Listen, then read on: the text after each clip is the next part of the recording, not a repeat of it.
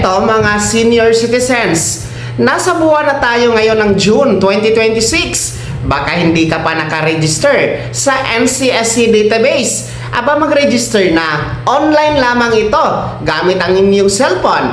Tumungo kayo sa website ng NCSC, ang www.ncsc.gov.ph at i-click ang register button.